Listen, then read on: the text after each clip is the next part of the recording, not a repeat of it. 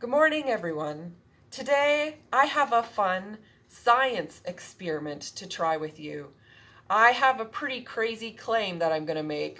I am going to cut a hole in this piece of paper that's big enough for me to walk through. Do you think I can actually do it? I mean, this piece of paper is smaller than me. How could I make a hole big enough for me to walk through? If you'd like, you could give it a try at home and see if you can do it. Maybe test to see if you think I'm telling the truth. All you need is an 8.5 by 11 piece of paper and a pair of scissors. Well, some of you may have tried it, but I still have the question, do you think I am telling the truth? Can I make a hole big enough for me to walk through? Some of you say, no way, that's not even possible, and some of you believe that what I'm saying is true.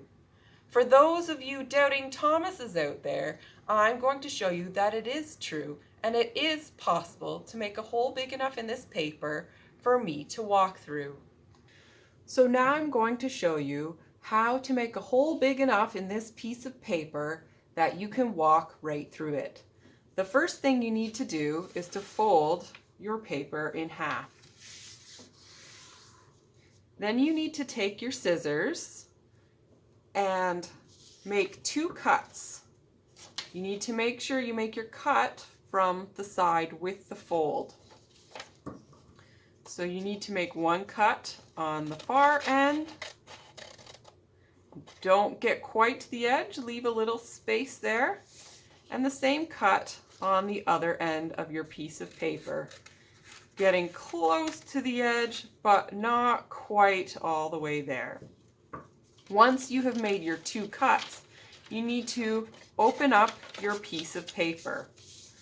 And then you see where you have this fold here, you need to make a cut. Make sure you don't cut this part, just the part in between.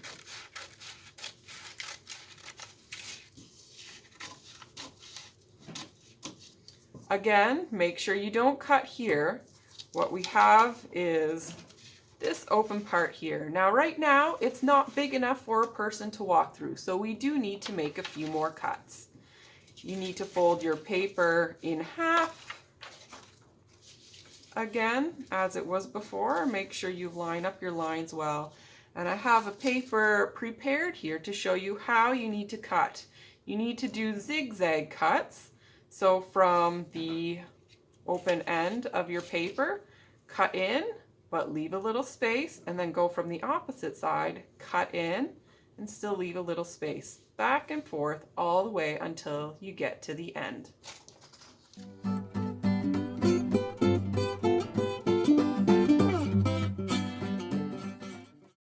Now that you've cut your paper in the zigzag pattern, you can open your paper up. Be very careful because your paper will be very delicate.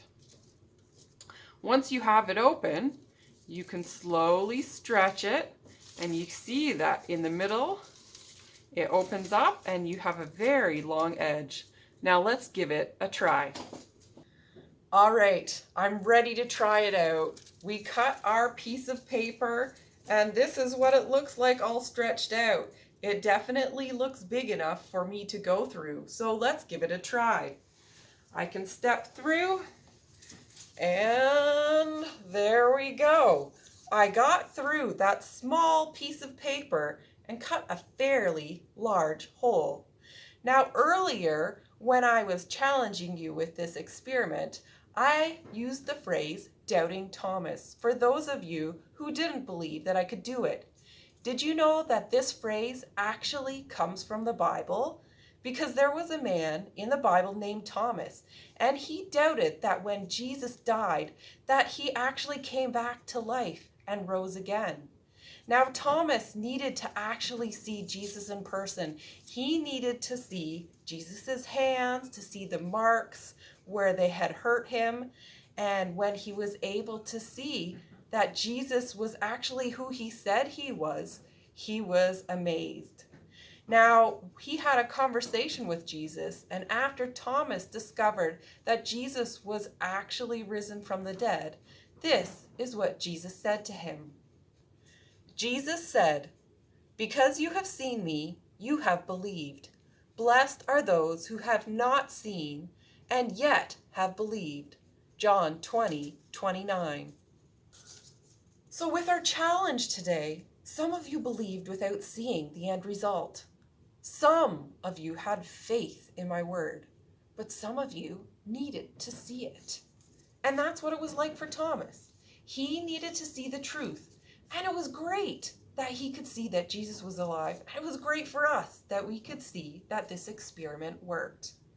But when it comes to faith today, we just can't walk up to Jesus and touch him to see that he's alive.